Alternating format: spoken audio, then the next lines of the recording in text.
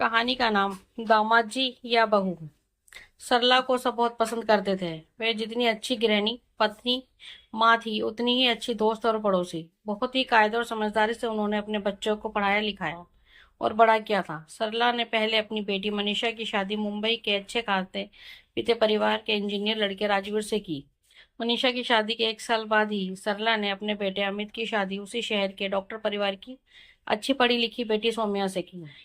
Manisha CA थी और सौम्या एक फैशन डिजाइनर। दोनों बहुत कायदे से अपने करियर और घर दोनों का ध्यान रखती।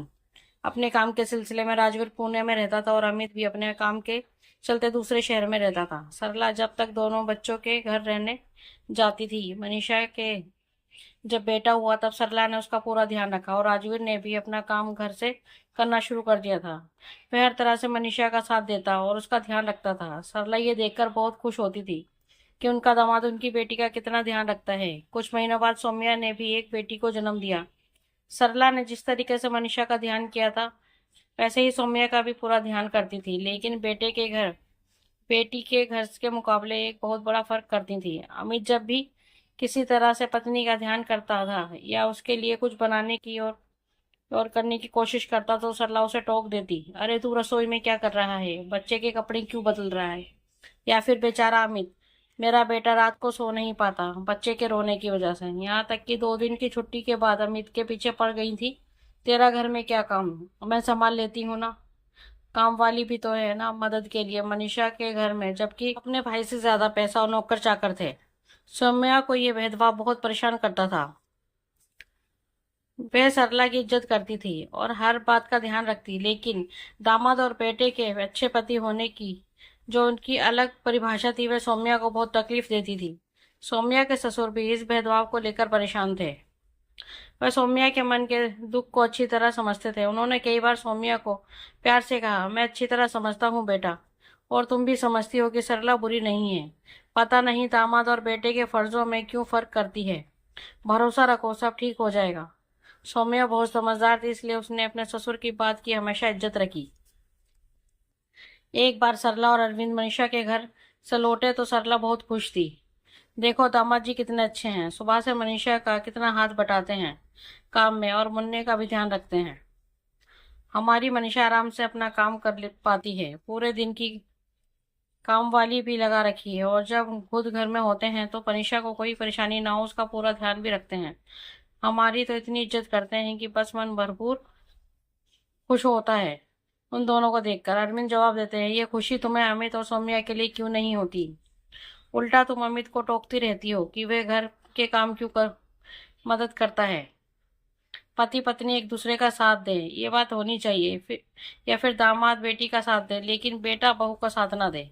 अमित ने तो शायद ही कभी हमारी जानकारी में अपने सास ससुर को चाय या पानी दिया हो, लेकिन जब दामाद जी हमारे लिए खाना तक बनाते हैं तो तुम्हें बड़ी खुशी होती है। ये फर्क क्यों। सरला कुछ बोली नहीं। एक दिन अमित के घर में काम करते करते सरला को तेज चक्कर आया और वह गिर गई। सौम्या और अमित उसी वक्त उनको डॉक्टर के यहाँ ले गए। उनका बीपी बहुत कम था और पैर की हड्डी भी टूट गई थी। डॉक्टर ने उनको पूना में एक अच्छे डॉक्टर का नाम बताया। 2 घंटे का रास्ता था। एम्बुलेंस में सौम्या सरला के साथ थी। पीछे कार में अरविंद और अमित थे। सरला को अस्पताल में भर्ती करा दिया गया। ऑपरेशन के बाद सरला को जब कमरे में शिफ्ट करा गया तो सौम्या ने आकर अमित से कहा, आप और पापा घर जाओ, मैं ध्यान कर लूंगी। उसने मनीषा के घर बेटी को छोड़ा, कंप्यूटर पर अपना काम करते सास का भी ध्यान रखती। उस 10 दिन के टाइम में राजवीर एक बार भी नहीं आ पाए, जबकि वह उसी शहर में थे। मनीषा भी कम आ पाती थी। अस्पताल से छुट्टी मिलने पर जब सरला को मनीषा के यहाँ कुछ दिन रहने की बात आई तो राजवीर टालने से लगे। वैसे तो बहुत कोई बात नहीं, लेकिन देख लीजिए मम्मी को पता नहीं कितना आराम मिले।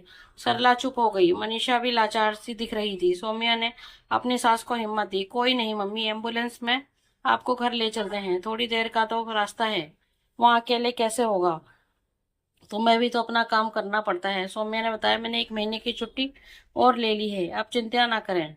सरला को बाद में पता चला कि उनकी वजह से सौम्या की तनख्वाह में कटौती की गई है। वे बहुत शर्मिंदा हुई। सौम्या की दिन रात की सेवा से सरला 1 महीने से पहले ही चुस्त दुरुस्त हो गई। उन्होंने एक दिन सौम्या, अमित और अरविंद को हॉल में बुलाया। आप सबने मेरा बहुत ध्यान रखा, लेकिन सबसे ज्यादा सौम्या ने कोई कसर नहीं छोड़ी। मैं माफी चाहती हूँ सौम्या। मैं हमेशा ये सोचती रही कि दामाद जी बहू से बढ़कर होते हैं। उनको मेरी बेटी का ध्यान रखना चाहिए, लेकिन बेटे को बहू का नहीं।